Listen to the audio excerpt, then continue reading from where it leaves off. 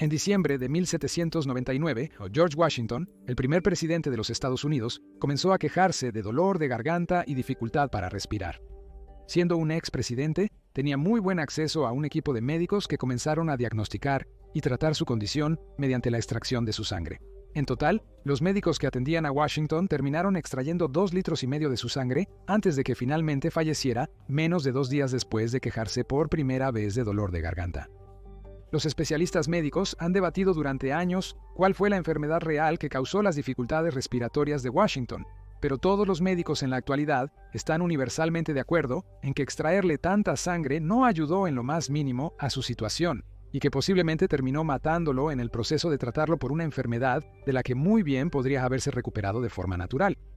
Nuestra comprensión del cuerpo humano, las enfermedades, las mejores prácticas médicas y los tratamientos ha avanzado mucho en los últimos 200 años, y eso nos ha ayudado a disfrutar de vidas que son más largas en promedio, reducir masivamente la mortalidad infantil y aumentar los estándares de vida para las personas que sufren de condiciones médicas. La economía, al igual que la medicina, es un campo de estudio en constante evolución que también tiene impactos reales en la forma en que vivimos nuestras vidas.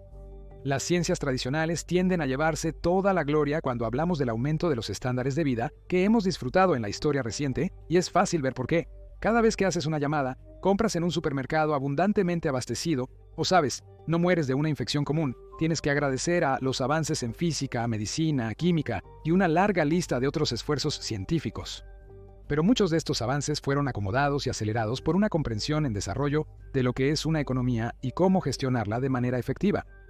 Aunque puede ser mucho menos tangible, hay un argumento muy sólido que sostiene que los avances en los sistemas financieros, las prácticas comerciales y los controles económicos han contribuido tanto a la riqueza y prosperidad que disfrutamos hoy como todos los demás avances tecnológicos que han surgido en el mismo periodo de tiempo.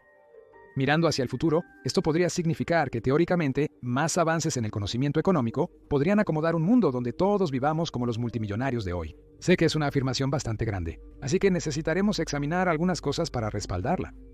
Pero esto también hace que sea realmente importante hacer la pregunta, ¿cuánto sabemos realmente sobre economía? ¿Somos esos médicos del siglo XVIII que intentamos hacer lo mejor para arreglar las economías solo para hacer más daño que bien? ¿O nuestro conocimiento colectivo de economía está cerca de ser completo con solo pequeñas mejoras por hacer? Bueno, para averiguarlo, como siempre, necesitamos responder algunas preguntas clave.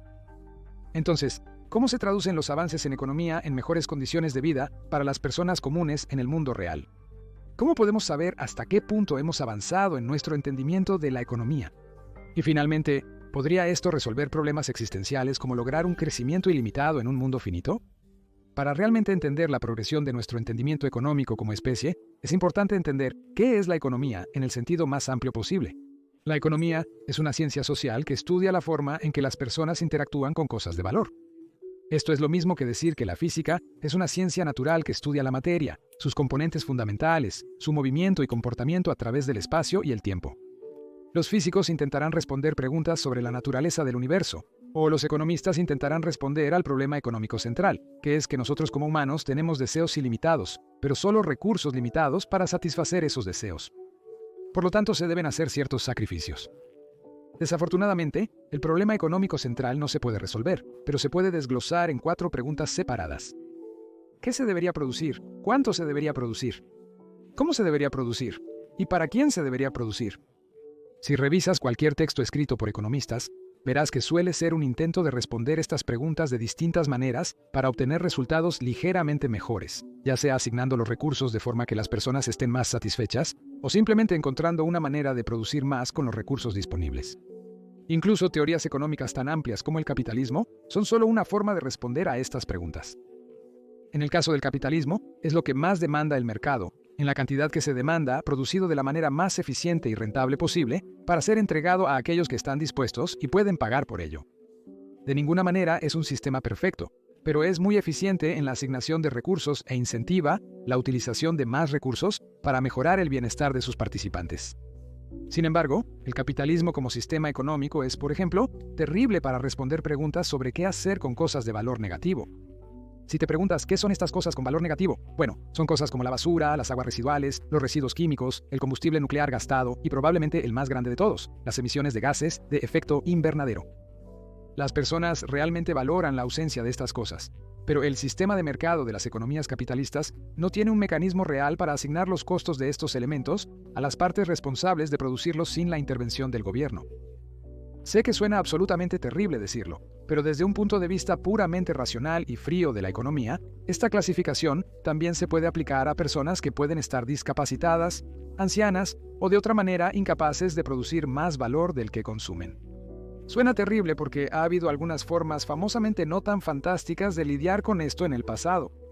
Pero no tiene que ser así, y con poblaciones envejecidas en muchos países, nuestros sistemas económicos necesitan tener soluciones para cada vez más personas en una economía que no pueden trabajar y requieren la asistencia de aquellos que aún pueden hacerlo. Entonces el capitalismo, el sistema básico con el que dirigimos todas las economías avanzadas del mundo hoy en día, es bueno para responder algunas preguntas y no tan bueno para responder otras preguntas. Diferentes economías alrededor del mundo han intentado cubrir estas brechas con diferentes soluciones, como la fijación de precios del carbono y el ahorro forzado para la jubilación, pero muchas veces estas soluciones solo crean más problemas. Ahora, para volver a la economía como cualquier otra ciencia, como por ejemplo la física, hay una comparación interesante que podemos hacer.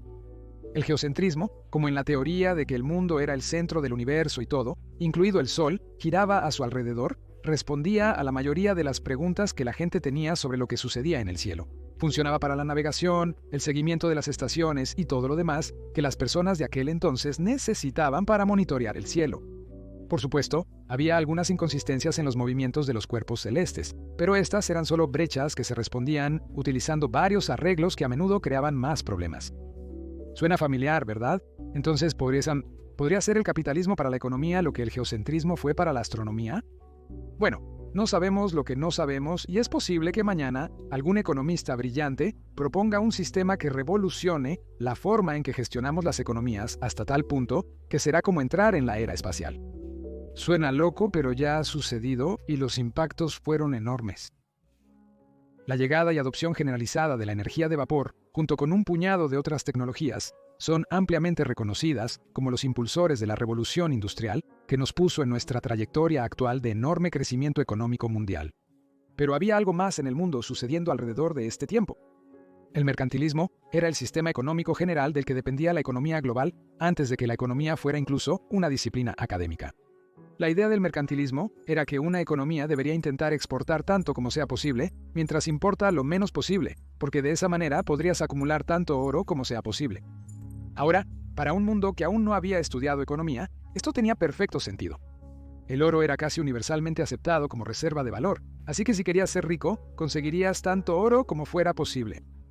Por supuesto, el mercantilismo no es cómo manejamos nuestras economías hoy en día, porque el estudio de la economía ha demostrado que la cooperación económica y el libre comercio generan mucha más riqueza en general, ya que ciertas regiones tienen ventajas en la producción de ciertos artículos, y si todos simplemente hacemos lo que mejor sabemos hacer, el mundo se vuelve un lugar más rico.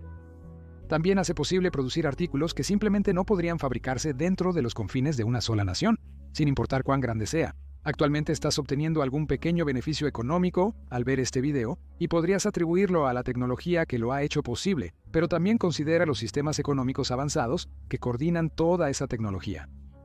El video que estás viendo ahora no habría sido posible sin cuarzo rico en silicio, y podrías pensar que sabes a dónde va esto, pero estarías equivocado.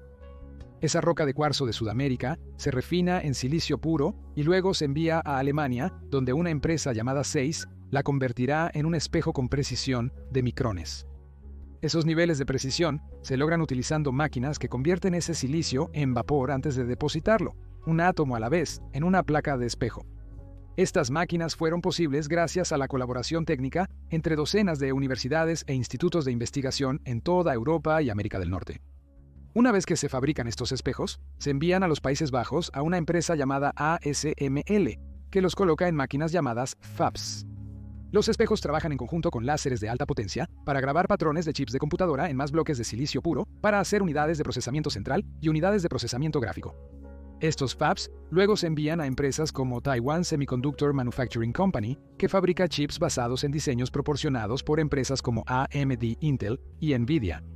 Esos chips luego se envían a empresas como Foxconn, que los combinará con otros componentes avanzados para hacer algo como un teléfono inteligente. Luego entregarán este teléfono inteligente a una empresa como Apple, quien lo habrá diseñado y comercializado para clientes en todo el mundo. Eso es menos del 1% de los pasos involucrados en la fabricación de un producto avanzado como un teléfono inteligente.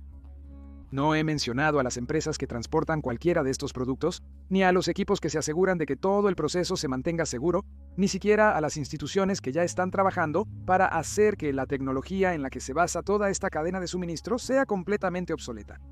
Es fácil ver todo este proceso simplemente como una maravilla de la ciencia y la ingeniería modernas, y lo es. Pero toda esa colaboración económica, libre comercio y división del trabajo en docenas de países y millones de trabajadores no habría sido posible sin los avances económicos de personas como Adam Smith.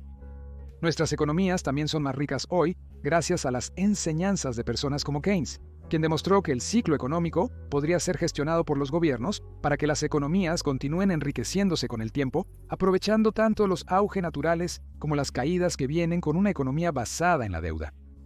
Hoy en día, la mayoría de los economistas en posiciones de poder se adhieren a la escuela neo-keynesiana de economía, que propone manejar la economía gestionando de forma eficaz la deuda, el empleo, la inflación, los impuestos y la producción del lado de la oferta, con el fin de generar una riqueza que habría sido inimaginable en tiempos de Keynes.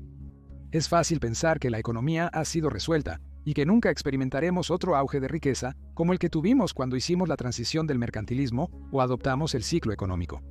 Pero por supuesto, no sabemos lo que no sabemos. Por lo tanto, probablemente sea más productivo preguntar ¿cuáles son los límites de la economía? La economía no es magia. No puede crear riqueza donde no la hay. Todo lo que puede hacer es guiar a las personas sobre cuál es la asignación más eficiente de recursos para lograr un resultado deseado. Ese resultado debería ser, con suerte, la prosperidad equitativa de todos los participantes en esa economía. Pero incluso si no lo es, aún puedes usar una buena comprensión de la economía para llevar a una sociedad a donde quieres que esté. La segunda limitación de la economía es que no se puede utilizar para predecir el futuro. El propio John Maynard Keynes, después de ayudar a desarrollar nuestra comprensión moderna del ciclo económico, intentó aumentar su fortuna invirtiendo en base a los altibajos predecibles de la economía a lo largo del tiempo. No funcionó. A menudo se elogia o se avergüenza a los economistas por hacer predicciones sobre el futuro que resultan ser ciertas o no. Definitivamente es su culpa por intentar hacer predicciones, pero realmente, por supuesto, nadie puede predecir el futuro, menos que todos los economistas. Si un médico dijera que el pronóstico de una persona es saludable y que no hay nada de qué preocuparse, y luego esa persona desarrollara una enfermedad grave, nadie pensaría mal de ese médico, porque no es su trabajo predecir el futuro médico de alguien. Del mismo modo, los economistas pueden mirar las métricas que tienen disponibles y decir que no hay motivo de alarma solo para que algo llegue y demuestre que están equivocados. Los economistas no deberían predecir el futuro. En cambio, deberían hacer recomendaciones sobre el presente para fomentar el crecimiento económico y reducir los malos resultados o hacerlos menos probables en el futuro.